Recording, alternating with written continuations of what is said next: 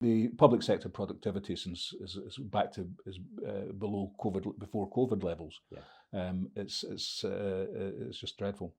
You mentioned the NHS there. It's one of the policies where I think reform are a bit weak. Yeah. I think we should have a more positive policy on the NHS, because my view is that it's you can talk about reform as much as you want, but ultimately I think it's unreformable. Yes, I tend to agree. Well, what is interesting, and I have noticed, and correct me if you think I'm wrong here, Ken, but I actually think the NHS used to be a religion. You could not criticise the NHS, and when you're criticising the NHS, you're not criticising nurses. No. We've all had fantastic, doctors and nurses. That's not a criticism at all. I'm talking about the organisation itself that spends money on things it doesn't need to spend on. Now, I'm of the view that mindset is changing within the country. I think people are starting to realise that maybe it's not quite as wonderful as we thought it was. Because if it was so wonderful, why have no other countries adopted it? There's a bit of a no-brainer there, really. But I actually think the way to deal with the NHS is for it not to do anything that is elective. So if you're ill, it should treat you.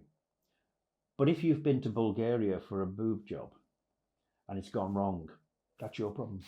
Yeah. You see what I'm going? I've never been to Bulgaria for a boob job.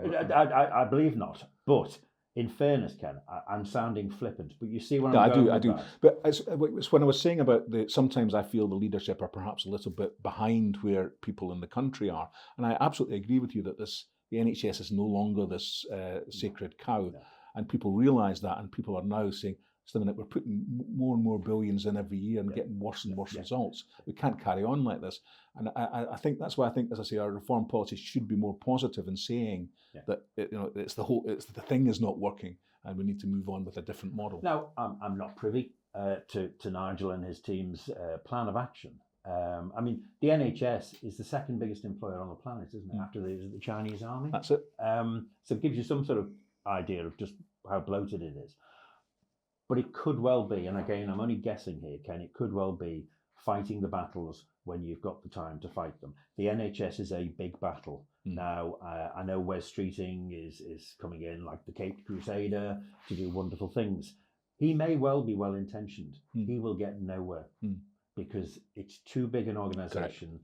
And there are too many vested interests. There are too many pharmaceutical companies that make an inordinate... the examples of people prescribing paracetamol, which you can get for 20 pence a packet from your local store, and yet the NHS is paying £5 a packet from a pharmaceutical company.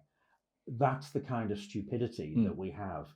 We have more managers, and yes, it's less managed. Yeah, and that is it needs to be much smaller. In other words, healthcare needs to be delivered at a much more local level, not with this huge monolithic organisation. And therein lies the problem. The bigger the organisation, the harder it is to cut down. The more you can hide. Yeah.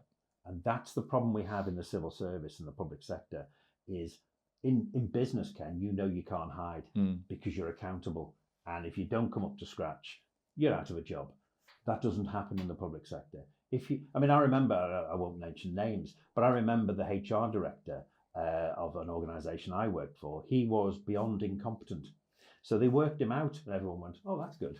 And he then appeared in another public sector job in exactly the same job the following week. And you think, it's like you missed the point. I remember a director in Edinburgh District Council where I was delivering a desk into him. He came into my, ordered a big desk, and I was actually putting these desks together when he came in, and he said he was the new director of tourism.